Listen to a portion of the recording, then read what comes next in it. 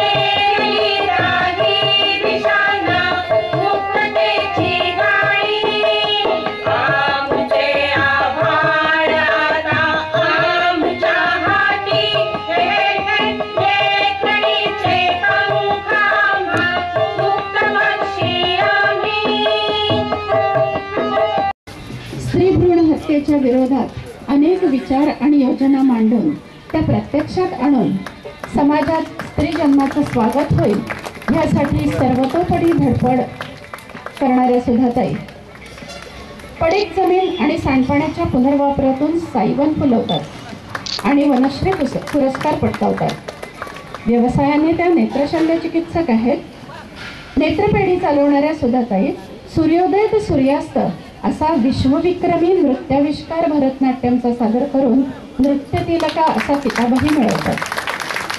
राष्ट्रपती अब्दुल कलाम आणि प्रतिभाताई पाटील यांच्यासह आजचे जनतेचे लोकप्रिय नेते अण्णा हजारेंपर्यंत अनेक मान्यवरांच्या हस्ते मानाचे असे अनेक पुरस्कार जवळजवळ 19 असे मानाचे पुरस्कार त्यांनी विविध क्षेत्रातील कार्यासाठी मिळवले आहेत। इतर छोटे मोठे अनेक त्यांच्याबद्दल म्हणावंसं एवढंच वाटतं।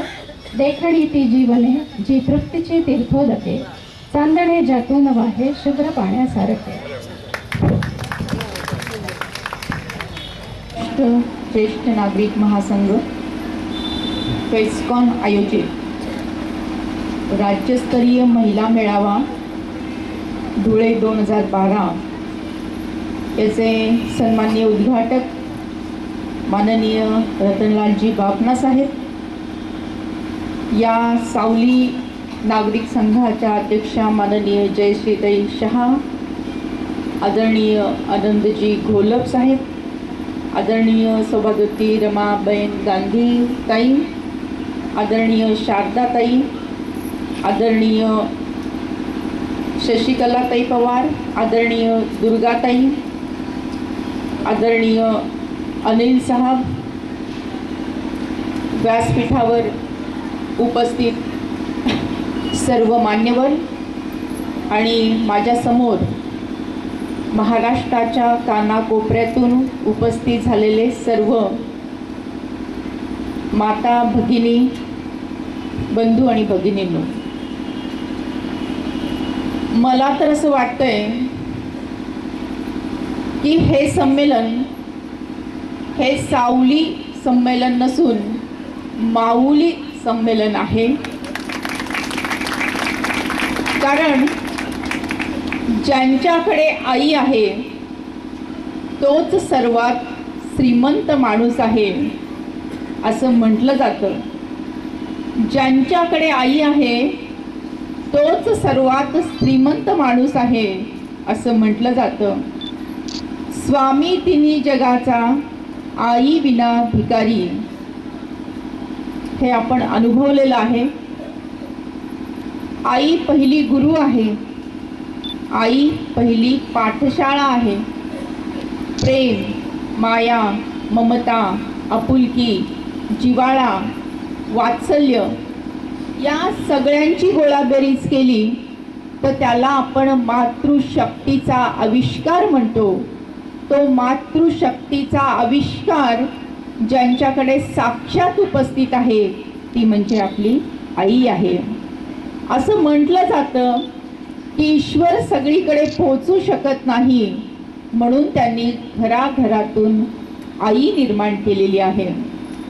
पहा, आईचे अनेक रूप आहेत. सृष्टी हे एक आईचं रूप आहे, पृथ्वी हे एक आईचं रूप आहे, नदी ही सुद्धा एक आईचंच रूप आहे. की नदी स्वतः अखंडपणे वाहत असते आणि किनाऱ्यावरील सर्वांना समृद्ध संपन्न करत असते आणि स्वतःचं पाणी ती स्वतः कधीही पित नाही. तसंच ही आई सगळ्या कुटुंबासाठी झटत असते. कुटुंबातला प्रत्येक घटक हा सर्वार्थाने सुजलाम सुफलाम व्हावा म्हणून कष्ट करत असते. ती आहे आई.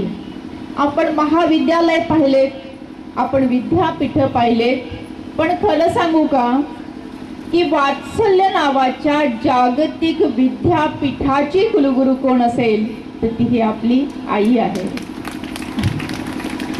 घर असावं घरासारखं नकोच नुसत्या भिंती, घर असावे घरासारखे नकोच नुसत्या भिंती, इथे असावा प्रेम जिव्हाळा नकोच नुसती नाती, या घरातून पिल्लू उडावे घेऊन दिव्य शक्ती, आकाशाचे पंख असावे पण उंबरत्यावर भक्ती, अशी ही आपली आई आहे. इमारत बांधायला वेळ लागतो, इमारत बांधायला वेळ लागत नाही, घर बांधायला वेळ लागतो. इमारत बांधायला वेळ लागत नाही, घर बांधायला वेळ लागतो. घरामध्ये दोन जीवांचा खराखुरा मेळ लागतो. घर दोघांचं असतं, घर दोघांचं असतं, दोघांनी ते सांभाळायचं असतं. एकाने पसरवलं तर दुसऱ्याने ते आवरायचं असतं. अशा प्रकारे ही कुटुंब संस्था आणि या कुटुंब संस्थेच्या केंद्रस्थानी असते ती एक आई असते, ती एक माऊली असते. म्हणूनच आजचं संमेलन हे सावलीनी आयोजित केलेलं माऊली संमेलन आहे असं मला आवर्जून सांगावंसं वाटतं. पण पहा की आपण सगळेजण ज्येष्ठ नागरिक आहात. आपल्या वयासाठी मी म्हणत नाहीये, पण आपला अनुभव दांडगा आहे, आपल्याकडे ऊर्जा दांडगी आहे. आपण अनेक ऊन पाऊस पाहिलेले आहेत, आपण अनेक उन्हाळे पावसाळे पाहिलेले आहेत. म्हणजे आपल्याकडे अनुभवाची शिदोरी इतकी मोठी आहे की त्यातून आपण एक नक्कीच अभ्यासक्रम तयार करू शकतो. इतकी मोठी ऊर्जा आपल्याकडे आहे. आणि आपल्याकडे मला असं नेहमी वाटत असतं आलेलं आहे की माणसाला दोन डोळे असतात, पण आपणाला एक तिसरा डोळा असतो आणि तो अनुभवाचा डोळा असतो. त्या दोन डोळ्यांनी माणूस नजरेने पाहत असतो. सगळ्यांना दृष्टी असेल, पण आपणाला त्या दृष्टीबरोबर एक अंतर्दृष्टी सुद्धा आहे. आणि म्हणूनच आपल्याला लाभलेला हा तिसरा डोळा, आपल्यामध्ये असलेली ही अंतर्दृष्टी, याचा उपयोग आपण समाज परिवर्तनासाठी नक्कीच करू शकतो असा विश्वास मला वाटतो. आणि म्हणूनच समाजाचा एक मोठा प्रश्न घेऊन मी आपल्या समोर आलेली आहे. माऊली संमेलन आपण म्हटलं, मातृशक्तीचा आविष्कार याविषयी आपण बोललो. पण उद्याची येणारी आई, तिचं अस्तित्व नाकारलं जाते, ही मोठी खंत आज समाजामध्ये आहे. हे आपण सगळेजण प्रसार माध्यमातून ऐकत आलेलो आहोत. आज जर मुलगी जन्माला आली नाही तर उद्याची आई निर्माण होईल का? उद्याची आई निर्माण झाली नाही तर मुलाचा किंवा मुलीचा जन्म होईल का? मुलाचा किंवा मुलीचा जन्म झाला नाही तर माणूस निर्माण होईल का? जिथे आईच नाही तिथे प्रेम, माया, ममता, आपुलकी, जिव्हाळा, वात्सल्य या गोष्टी असतील का? माणूस की जिवंत राहील का? याचा अर्थ असा की जिथे आई नाही तिथे माणूस निर्माण होऊ शकत नाही, माणूस की जिवंत राहू शकत नाही. मग ज्या जगामध्ये माणूसच नाही, ज्या जगामध्ये माणुसकीच जिवंत नाही ते जग तरी जिवंत राहील का? ते जग सुद्धा जिवंत राहू शकणार नाही. आणि म्हणूनच उद्याच्या येणाऱ्या आईला आज आपण वाचवलं पाहिजे. म्हणजे स्त्री भ्रूण हत्या होण्याची इतके संख्या वाढलेली आहे की तुम्हाला काय सांगू की गेल्या 20 वर्षामध्ये भारतासारख्या सुसंस्कृत अशा देशामध्ये आपण 1.25 कोटीपेक्षा जास्त चिमुकल्यांना संपवून टाकलेलं आहे, मारून टाकलेलं आहे, त्यांच्या हत्या केलेल्या आहेत. का? तिला बोलता येत नाही, तिला वकील पत्र देता येत नाही, इवलेशे हात बाहेर काढून आईला मिठी मारून हट्ट करता येत नाही. जे निसर्गाचं तत्व आहे, ते निसर्गाचं श्वास आहे, ते ईश्वराचं मोठं प्राण तत्व आहे. ही चिमुकली आपल्या आईला म्हणते की आई, तुझं बाबांचं, आजींचं, आजोबांचं बोलणं काल रात्री ऐकलं मी आई. तुम्ही सगळ्यांनी मिळून ठरवले ना की उद्या मला डॉक्टर काकांकडे घेऊन जायचं. नको ग आई, नको, असं करू नको ग, मला डॉक्टर काकांकडे घेऊन जाऊ नको ग. तर डॉक्टर काका मोठं शस्त्र घेतील ग, माझ्या डोक्याच्या चिंध्या करून टाकतील ग, एवढेशे नाजूक माझे हातपाय आई तोडून टाकतील ग, आणि माझ्या शरीराचा चेंडा करत रक्तबंबाळ झालेलं माझं हे शरीर उकरड्यावर फेकून देतील ग. कुत्रे झडप घालतील, तोंडात पकडतील, चावतील, खाऊन टाकतील. माझ्या शरीराची झालेली ही विटंबना आई तुला सहन होईल का? पिपकणारं ते रक्त आई तू पाहू शकतील का? आणि आई, माझं हे चेंदा झालेलं जीवन, उद्ध्वस्त झालेलं जीवन आई तुला सहन होईल का? नाही आई, नाही, हे तू सहन करू शकणार नाही आई. असं करू नको ग, मी तुला काही त्रास देणार नाही, कसलाही हट्ट मी करणार नाही आई. मला नवीन कपडे नको ग आई, ताईचे जुने झालेले कपडे जरी दिलेस ना आई तरी चालेल ग, फाटले तरी शिवून घालेल ग आई. मला नवीन खेळणी नको, मला काही गोड नको ग, लाडू नको, पेढे नको, करंजी नको, बासुंदी नको, पुरणपोळी नको, काही नको ग. कालची उरलेली शिळी भाकरी जरी दिलीस ना तरी चालेल, 2-2, 3-3 दिवस पुरून खाईल ग आई. पण आई मला जगू दे, मला जन्म दे आई. तुला असं भीती वाटते का हुंड्याची? नाही आई, नाही, मी तुझं बोट पकडेन, बाबांचं बोट पकडेन, शाळेत जाईल, खूप शिकेन आई, इतके शिकेन की माझ्या हुंड्याचा प्रश्नच येणार नाही. आणि आई, मला तुझ्या म्हातारपणाची काठी व्हायचंय ग आई. तुला असं वाटत नाही का ग की सावित्रीबाई फुलेंचा अंश माझ्यामध्ये असेल, जिजामाताचा मातृशक्तीचा आविष्कार माझ्यामध्ये असेल, झाशीच्या राणीची क्रांती करण्याची उमेद माझ्यामध्ये असेल आई. हे सगळं माझ्यात आहे ग, हे सगळं मला करायचंय ग. पण कधी तू मला जन्म दिला तरच ना. वेळ नाही गेली अजून हाक देते मी तुला, वेळ नाही गेली अजून हाक देते मी तुला. फुडू नको कळी आई, फुडू नको कळी आई. देश घडवायचाय मला, देश घडवायचा मला. अशी कशी हाक ही चिमुकली आपल्याला देत आहे. त्या हाकेला ओ देत असताना आपल्याला काहीतरी आपल्या कृती कार्यक्रमामध्ये त्याचं रूपांतर होणं गरज आहे.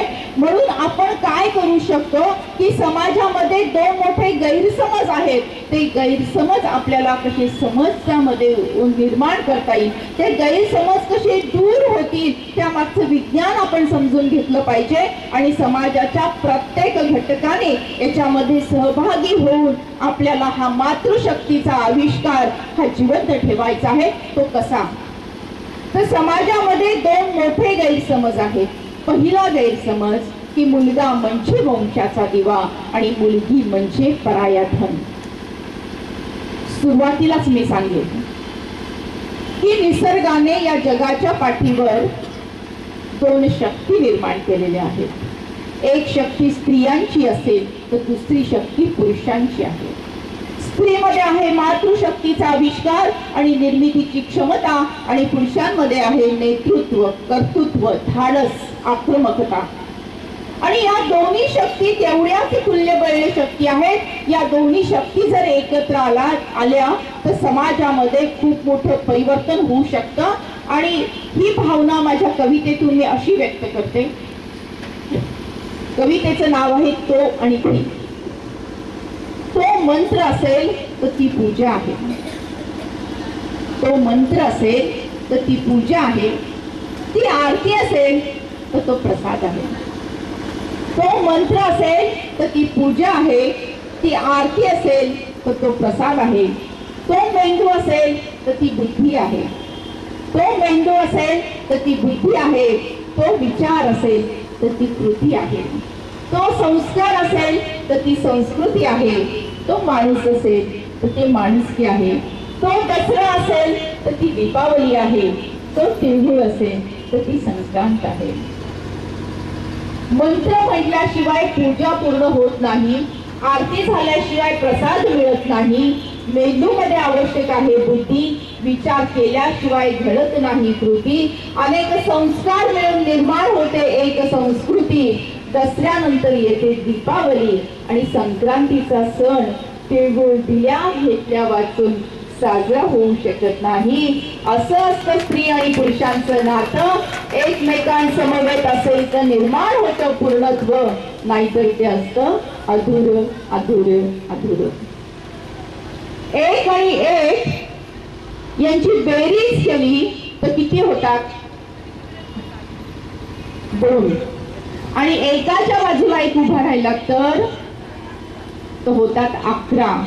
जेव्हा स्त्री आणि पुरुष आपापल्या बलस्थानासमवेत एकत्र येतात आणि काम करतात तेव्हा त्यांच्यामध्ये 11 पटीने सकारात्मक ऊर्जा निर्माण होते आणि समाजाचं परिवर्तन होतं. महात्मा ज्योतिराव फुले आणि सावित्रीबाई फुले हे उदाहरण आपल्या समोर आहे. हातात हात घालून हृदयास हृदय जोडून या कार्य करायला हो. बलसागर भारत हो, विश्वात शोभून राहो. तर आपल्या या समाज परिवर्तन करण्यासाठी आपण सर्व ज्येष्ठ नागरिकांमधले सर्व बंधू आणि भगिनींनी एकत्र काम करण्याची गरज आहे. मी सांगत होते समाजामध्ये दोन मोठे गैरसमज. तर पहिला गैरसमज असा आहे की मुलगा हाच वंशाचा दिवा आहे आणि मुलगी म्हणजे पराया धन आहे. खरं म्हणजे विज्ञान काय सांगतं पहा, की मुलगा असो किंवा मुलगी जन्म कोणाच्या पोटी घ्यावा लागतो? आईच्या पोटी घ्यावा लागतो. मग आज आईच नसेल तर मुलाचा किंवा मुलीचा जन्म होईल का? मुलाचा किंवा मुलीचा जन्म झाला नाही तर मानववंश पुढे जाईल का? मग मानववंश जर आईशिवाय पुढे गेला नाही तर मग वंशाचा दिवा कोण झालं? कोण झालं? आई झाली वंशाचा दिवा. पण परंपरागत अनेक शतकानुशते आपण मुलगा हाच वंशाचा दिवा असं बोलत आलेलो आहोत. त्यामुळे समाज मनावर याची पकड अशी आहे की ही पकड आपल्याला गोड बोलून सैल करायची आहे, चिडून नाही. आणि म्हणूनच एक डॉक्टर असल्यामुळे एक शुगर कोटेड गोळी कशी द्यायची ते मी तुम्हाला सांगते. की हा जे विधान आहे की मुलगा हा वंशाचा दिवा असे तर मुलगी पराया धन असते, हे विधान आपल्याला बदलायचं आहे. आणि मुलगा वंशाचा दिवा असेल तर मुलगी वंशाची पंथी आहे, हे विधान आपल्याला सत्य करून दाखवायचं आहे. जर आपण घरी गेलो, आपल्या गावी गेलो आणि सहज आपण शेजारच्या आजीला जर असं म्हटलं की बरं का वंशाचा दिवा ही मुलगी असते, तर शेजारचे काय म्हणतील? अहो तुम्ही काय उगीच एक दिवस संमेलनाला काय जाऊन आले आणि काय तुमचे विचार बदलले? असं थोडी असतं. वंशाचा दिवा हा मुलगाच असतो.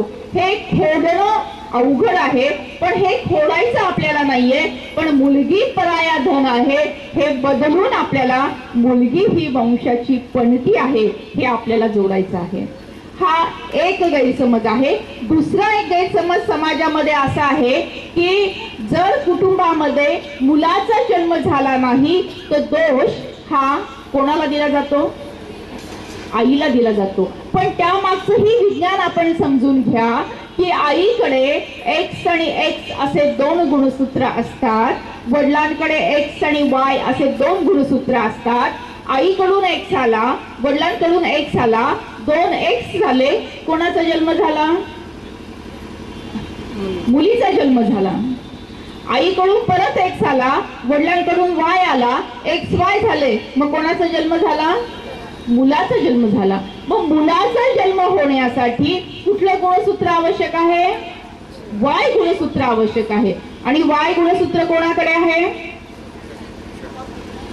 पुरुषांकडे आहे. म्हणजे कुटुंबामध्ये मुलाचा जन्म झाला नाही तर दोष कोणाकडे जातोय? पुरुषांकडे जातोय हे विज्ञान सांगतं. पण त्रास कोणाला होतोय? आईला त्रास होतोय, स्त्रीला त्रास होतोय. आणि छोट्या गावामध्ये, खेडे गावामध्ये आपण पाहतो जर कुटुंबामध्ये मुलाचा जन्म झाला नाही तर त्यांना असं म्हटलं जातं, तू जर वंशाला दिवा दिला नाहीस तर आम्ही आमच्या लेकाचं दुसरं लग्न करू. नुसतं म्हटलं जात नाही तर अनेक वेळा लावून दिलं जातं. इथे आपण समाज प्रबोधनाची गरज आहे. इथे आपण सगळ्यांना सक्षम केलं पाहिजे. इथे आपण विज्ञान सगळ्यांना समजून सांगितलं पाहिजे. सगळ्यांना कदाचित स्त्री जन्माचे स्वागत करा ही माहिती पत्रिका कदाचित मिळाली असेल तर त्या माहिती पत्रिकेमध्ये हा चार्ट दिलेला आहे. त्या चार्ट आपण नक्कीच आपल्याकडे ठेवावा आणि समाज प्रबोधनासाठी वापरावा अशी विनंती मी आपल्याला करेल. त्यानंतर आता आपण महाराष्ट्रातल्या कानाकोपऱ्यातून इथे आलेले आहात तर अनेक ठिकाणी मुलीचा जन्म नाकारला जातो हे आपण पाहिलेलं आहे. स्त्री भ्रूण हत्या होते. पण असं होऊन सुद्धा मुलीचा जन्म झालाच तर तिचं नाव नकोशी ठेवलं जातं, काही नकोस ठेवलं जातं. खानदेशमध्ये तिचं नाव खट्टी ठेवलं जातं, खट्टी. आता सकाळीच मी जिल्हा परिषदेच्या कार्यक्रमामध्ये गेले आणि तिथं मी सहज विचारलं की कुणी कुणी खट्टी पाहिली किंवा ऐकली तर 27 हात वर आले. म्हणजे 800 महिलांच्या मेळाव्यामध्ये 27 हात जेव्हा वर येतात तेव्हा कितीतरी मुली या नकोशी किंवा खट्टी असू शकतात हे आपल्याला लक्षात येईल. 1907 साली जेव्हा सातारा जिल्ह्यामध्ये मी गेले होते तेव्हा मला पहिली नकोशी लक्षात आली आणि तेव्हाच मी संकल्प केला की या नकोशीला हवीशी केली पाहिजे. आणि त्यासाठी या 3 टप्प्यामध्ये या योजना आपण राबवतो. पहिलं म्हणजे तिचं नामकरण, दुसरं म्हणजे तिचं शिक्षण आणि पोषण आणि तिसरं म्हणजे तिचं स्वावलंबन. आपल्यालाही कुठे आजूबाजूला जर नकोशी नावाच्या मुली दिसल्या किंवा खट्टी नावाच्या मुली दिसल्या तर त्या खट्टीला करूया मिठी आणि नकोशीला करूया हवीशी. या उपक्रमामध्ये आपण सगळेजण सामील व्हा. मला आता सांगितलं की महाराष्ट्राच्या कानाकोपऱ्यातून आपण सगळेजण इथे उपस्थित झालात की कुणी कुणी नकोशी नावाच्या मुली ऐकल्यात किंवा पाहिल्यात किंवा खट्टी नावाची मुलगी ऐकली किंवा पाहिली. कृपया हात वर करा. 1 2 3 4 5 6 7 8 9 10 11 हात वर आलेले आहेत. तर आपल्या सगळ्यांची 11 जणांची नव्हे आपल्या सगळ्यांची जबाबदारी आहे की नकोशी नावाच्या किंवा खट्टी नावाच्या पालकांशी संवाद साधायचा आहे. त्यांना समजून सांगायचं आहे. त्यांना समजून असं सांगायचं आहे आपल्याला की पहा की जी छोटी चिमुकली आहे तिला काय वाटेल की आई मला खट्टी म्हणते, बाबा मला खट्टी म्हणतात, आई मला नकोशी म्हणते, बाबा मला नकोशी म्हणतात, शेजार पाजारची मला नकोशी म्हणतात, मग मी जगायचं तरी कशाला. असं म्हणता म्हणता तिचं लग्न होतं. सासरी नकोशी असलेली, माहेरी नकोशी असलेली सासरी गेल्यानंतर दुप्पट नकोशी होते. माहेरी खट्टी असणारी सासरी गेल्यानंतर दुप्पट खट्टी होते. आणि जेव्हा ती स्वतः गर्भवती होते तेव्हा तिला असं वाटतं की जे दुःख मी भोगलं, ज्या वेदना माझ्या नशिबाला आल्या, हे सगळं मी माझ्या या छोट्याशा लेकीला, लेकराला का देऊ. आणि तिच्याही मनामध्ये मग स्त्री भ्रूण हत्येचा विचार येतो, हा स्त्री भ्रूण हत्येचं दुष्ट चक्र इथे सुरू होतं. आणि ते जर आपल्याला भेदायचं असेल तर नकोशीला करूया हवीशी आणि खट्टीला करूया मिठी या उपक्रमामध्ये आपण सगळ्यांनी समाविष्ट होणं आवश्यक आहे. मी आता सांगत होते की मातृशक्तीचा आविष्कार मध्ये काय जादू आहे पहा. आपली संस्कृती ही सुद्धा एक माता आहे, आपली प्रकृती ही सुद्धा एक माता आहे, आपली ही माती ही सुद्धा एक माता आहे. ही माता तर इतकी महान आहे की जिवंतपणी तर सर्वांनी तुळवलं तरी वाईट वाटून घेत नाही. आपल्याला धन धान्य देते, सुजलाम सुफलाम करते, अन्न देते, पोषण करते, संरक्षण करते, सावली देते, पाऊस पाडते, आपलं जीवन सार्थक करते. आणि आपण गेल्यानंतर, आपण संपल्यानंतर, आपल्या शरीरातले प्राण कडून निघून गेल्यानंतर सुद्धा जी म्हणून आपल्याला बाजूला सारत नाही, तर आपल्याला कुशीमध्ये घेते, आपल्याला पदराखाली घेते आणि परत एका नवीन जीवनाकडे आपल्याला घेऊन जाते. ही एवढा मोठा मातृशक्तीचा आविष्कार आणि त्याचा गंध आपल्या भारतामध्ये आपल्याला दिसतोय. म्हणूनच म्हणते आता तरी विचार करा, म्हणूनच म्हणते आता तरी विचार करा, वंशाचा दिवा खरा कोण तुम्ही ओळखा. म्हणूनच म्हणते आता तरी विचार करा, वंशाचा दिवा खरा कोण तुम्ही ओळखा. पंथीनेच पुन्हा दिवा प्रज्वलित होतो, पंथीनेच पुन्हा दिवा प्रज्वलित होतो. स्त्री असो वा पुरुष जन्मत स्त्रीच्याच पोटी घ्यावा लागतो. आईची महती कशाला हवी सांगायला, आईची महती कशाला हवी सांगायला. चला सज्ज होऊया स्त्री भ्रूण हत्या थांबवायला, चला सज्ज होऊया स्त्री जन्माचे स्वागत करायला. बघा, आज आपण असं म्हणतो की आपण दर दीपावलीला लक्ष्मी पूजन करतो आणि तरीही भारतामध्ये आर्थिक मंदी का आली याचा विचार कधी आपण केलाय का. आपण सरस्वती मातेची नेहमी पूजा करतो, शाळेमध्ये रोज पूजा केली जाते, आपणही प्रत्येक कार्यक्रमामध्ये करतो. आणि तरीही विद्येच्या प्रांगणामध्ये इतक्या विद्यार्थ्यांच्या आत्महत्या का, हा कधी आपण विचार केलाय. आपण नवरात्रीचा उत्सव साजरा करतो, स्त्री शक्तीचा जागर करतो, दुर्गा मातेच्या चरणी आपलं माथा टेकवतो आणि तरीही समाजामध्ये इतके अत्याचार वाढीस लागले का. या काचं कोणाला उत्तर समजेल का. कारण आपण जे लक्ष्मी पूजन करतो, आपण जे सरस्वती पूजन करतो, आपण जे दुर्गा मातेचं पूजन करतो, हे केवळ प्रतिमेचं पूजन करतो. खरी लक्ष्मी, खरी सरस्वती आणि खरी दुर्गा ही आपल्या घरातली गृहलक्ष्मी आहे, आपल्या घरातली माऊली आहे, आपल्या घरातली आई आहे. आणि ती दुर्लक्षित झाली म्हणून हे सगळे प्रश्न निर्माण झालेले आहेत. हे सगळे जर प्रश्न आपल्याला टाळायचे असतील तर आपल्याला उद्याच्या येणाऱ्या आईला वाचवलं पाहिजे, स्त्री जन्माचं स्वागत केलं पाहिजे. नवीन वर्ष सुरू झालेलं आहे, संक्रांत येऊ घातलेली आहे. तर नवीन वर्षाच्या शुभेच्छा देत असताना, संक्रांतीच्या शुभेच्छा देत असताना आपण एक संकल्प केला पाहिजे आणि तो संकल्प म्हणजे स्त्री जन्माच्या स्वागताचा. आणि हा संकल्प, ही शपथ छोटीशी घेण्यासाठी आपण सर्वांना मी आपल्या जागेवर उभं राहण्याची विनंती करेन. डोळे बंद करून भारत मातेचं चित्र आपल्या डोळ्यासमोर आणायचं आहे. माझ्या पाठीमागे ही शपथ आपल्याला घ्यायची आहे. भारत माझा देश आहे, सारे भारतीय माझे बांधव आहेत. माझ्या या देशात स्त्री पुरुष समानता नांदावी यासाठी मी सदैव प्रयत्न करेन. स्त्री एक महान शक्ती आहे, ती अनंत काळची माता आहे. मुलगा वंशाचा दिवा असेल तर मुलगी वंशाची पंथी आहे. तिचा आदर सन्मान मनापासून करणे हे माझे कर्तव्य आहे. स्त्री भ्रूण हत्या मी करणार नाही, करू देणार नाही. मी स्त्री जन्माचे स्वागत करेन. त्याविषयी जनजागृती करेन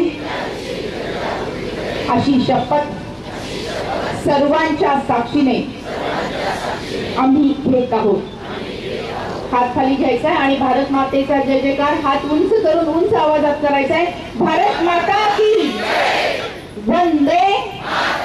धन्यवाद. सर्वांनी खाली बसायचं आहे. हे संमेलन